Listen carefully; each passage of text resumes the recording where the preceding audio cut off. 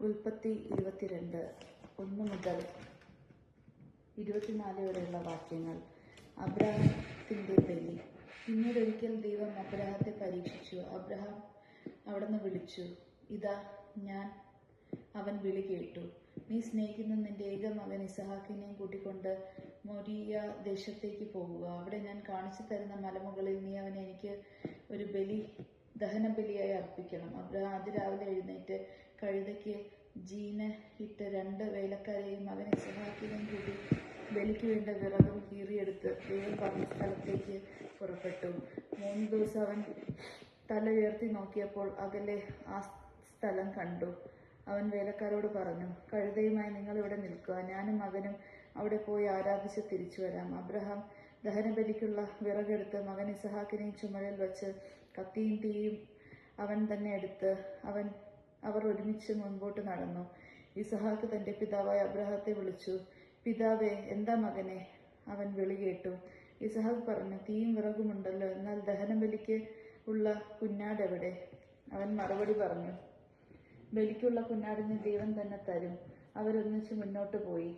ദൈവം പറഞ്ഞ സ്ഥലത്തെത്തിയപ്പോൾ അബ്രാഹാം അവിടെ ഒരു ബലിപീഠം പണിതു. വിറക് അടുക്കി വച്ചിട്ട് ഇസഹാക്കിനെ ബന്ധിച്ച് വിറകിന് മീതെ കിടത്തി. മകനെ ബലി കഴിക്കാൻ അബ്രാഹാം കത്തി കയ്യിലെടുത്തു. തക്ഷണം കർത്താവിന്റെ ദൂതൻ ആകാശത്തു നിന്ന് അബ്രാഹാം, അബ്രാഹാം എന്ന് വിളിച്ചു. ഇതാ ഞാൻ. അവൻ വിളി കേട്ടു.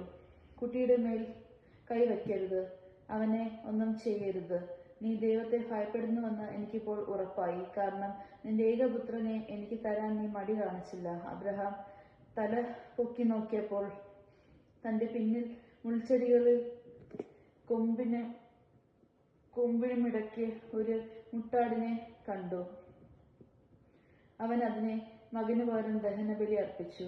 അബ്രാഹാം ആ സ്ഥലത്തുനിന്ന് യൂഹായ് വരെ എന്ന് പേരിട്ടു. കർത്താവിന്റെ മലയിൽ അവിടുന്ന് വേണ്ടത് പ്രദാനം ചെയ്യുന്നുവെന്ന് ഇന്നുവരെയും പറയപ്പെടുന്നു. കർത്താവിന്റെ ദൂതൻ ആകാശത്ത് നിന്ന് വീണ്ടും അബ്രാഹത്തെ വിളിച്ചു പറഞ്ഞു, കർത്താവ് അരുൾ ചെയ്യുന്നു, നീ നിന്റെ ഏകപുത്രനെ പോലും എനിക്ക് തരാൻ മടിക്കാത്തത് കൊണ്ട് ഞാൻ ശബ്ദം ചെയ്യുന്നു. ഞാൻ നിന്നെ സമൃദ്ധമായി അനുഗ്രഹിക്കും. നിന്റെ സന്തതികളെ ആകാശത്തിലെ നക്ഷത്രങ്ങളെ പോലെയും കടൽ തീരത്തെ മണൽത്തരി പോലെയും ഞാൻ വർദ്ധിപ്പിക്കും. ശത്രുവിന്റെ നഗര കവാടങ്ങൾ അവർ പിടിച്ചെടുക്കും. നീ എന്റെ വാക്ക് അനുസരിച്ചതുകൊണ്ട് നിന്റെ സന്തതിയിലൂടെ ലോകത്തെ ജനതകളെല്ലാം അറിയപ്പെടും. അബ്രാഹാം എഴുന്നേറ്റ് തന്റെ വേലക്കാരുടെ അടുത്തേക്ക് ചെന്നു. അവരൊന്നിച്ച് ബർശബയിലേക്ക് തിരിച്ചുപോയി. അബ്രാഹാം ബർശബയിൽ പാർത്തു. തന്റെ സഹോദരനായ നഹോറിന് മിൽക്കായിൽ മക്കളുണ്ടായ വിവരം അബ്രാഹാം അറിഞ്ഞു. അവർ മൂത്തവനായ ഈസ്, അവന്റെ സഹോദരൻ ബൂസ്, ആമിന്റെ പിതാവായ കെമുവേൽ, കെദ്സെദ്, ഹാസോ, പിൽഷോദ്, ഇത്ലാഫ്, ബത്തുവേൽ എന്നിവരായിരുന്നു. ബത്തുവേൽ റബേക്കയുടെ പിതാവായിരുന്നു.